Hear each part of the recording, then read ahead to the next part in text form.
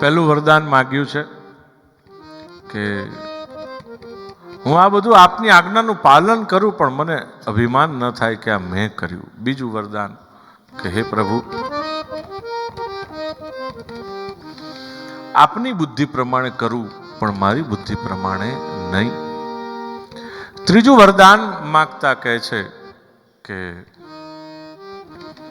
આ બધું હું કરું ખરો, પણ કરતા કરતા કરતા હું તમને વિસ્મૃત ન કરી જાઉં, મને તમારું સ્મરણ રહે, મને સતત તમારું સ્મરણ રહે.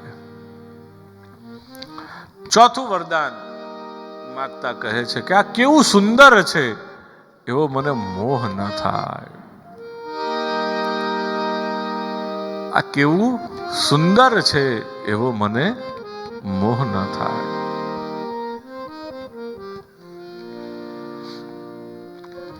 ભગવાન ખૂબ રાજી થયા છે. આપણે પણ આ 4 વરદાન યાદ રાખવાના. આપણે પણ ભગવાનની આજ્ઞા જે બ્રહ્માજીને છે, બ્રહ્માજીએ આપણને જવાબદારી પાસ ઓન કરેલી છે. પેલી રિલે રેસ રમતા હોય ને એમાં કેવું હોય, આમ પેલું આપે ને આમ આગળ કેરી ફોરવર્ડ કરવા, એમ આપણને પણ આ જવાબદારી આપેલી છે.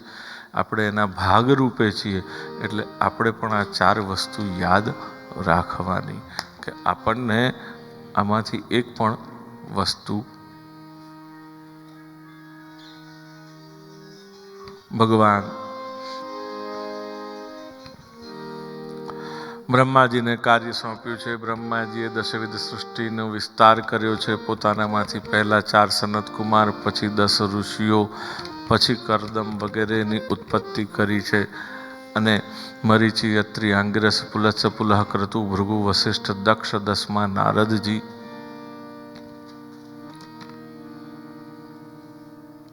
અને ત્યારબાદ પોતાના સ્વરૂપમાંથી સ્વયંભૂ મનુ, શત્રુપા રાણીની ઉત્પત્તિ કરી, એમને પૃથ્વી સોંપી છે. અને પૃથ્વી જ્યારે સોંપવાની આવી ત્યારે ભગવાન વરાહ આવ્યા અને પૃથ્વી સોંપી. નહીતર તો પૃથ્વી રસાતલમાં ગઈ હતી, પણ ભગવાન વરાહ પાછી લાવી આપ્યા. કેમ નાસારંધ્રમાંથી પ્રગટ થયા? નાસારંધ્રમાંથી પ્રગટ થયા ભગવાન વરાહ. કેમ? કારણ પૃથ્વીને લાવવાની હતી માટે. નાકમાંથી પ્રગટ નથી થયા, નાકના ટેરવા પાસેથી.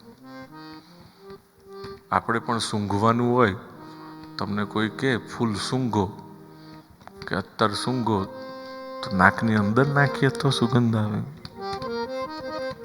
ક્યાં સુગંધ ક્યાં? નાકના ટેરવા પાસે.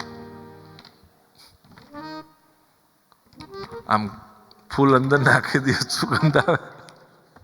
ના આવે. એવી રીતે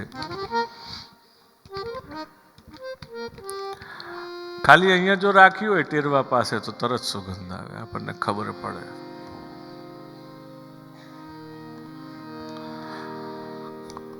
ફૂલ શેમાંથી બન્યું છે? પૃથ્વીમાંથી. અને પૃથ્વીનું લક્ષણ કયું છે?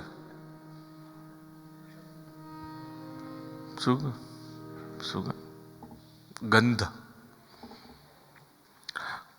ગોળ એ પૃથ્વીનું લક્ષણ નથી. પૃથ્વીનું લક્ષણ કયું છે? તત્ર ગંધવતી પૃથ્વી. ન્યાયશાસ્ત્રમાં એની જ્યારે વ્યાખ્યા કરે છે ત્યારે આપણને સમજાવે છે. જેમ ગાય, આપણે એમ કહીએ કે 2 શિંગડા છે, 4 આંચળ છે, 4 પગ છે, 1 પૂંછડી છે, તો એ તો અતિવ્યાપ્તિ થઈ જાય. એ તો ભેંસને પણ હોય. તો ગાય કેવું હોય તો શું કહેવું પડે? બોલે શ્વાસનાદિમત્વમ ગોત્વમ, જેના ગળામાં ગોદડી છે. એમ દરેકના લક્ષણ છે. પૃથ્વીના ગંધમના સાગ્રવર્તી, એ ગંધ તત્વ જેનાથી પૃથ્વીને ઓળખવાની છે, તો એ ક્યાં છે? તો કે નાસાગ્રવર્તી. અને એટલા માટે ત્યાંથી ભગવાન પ્રગટ થયા. બોલ વરાહ ભગવાન કી જય.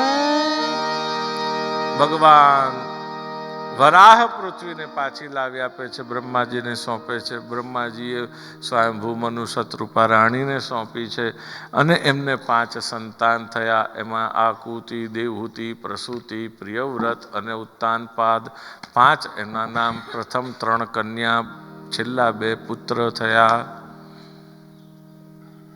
અહીંયા વચલી કન્યા દેવહૂતિનું ચરિત્ર ઉઠાવતા કહે છે કે દેવહૂતિ કોને પરણાવ્યા? ઋષિ કરદમને.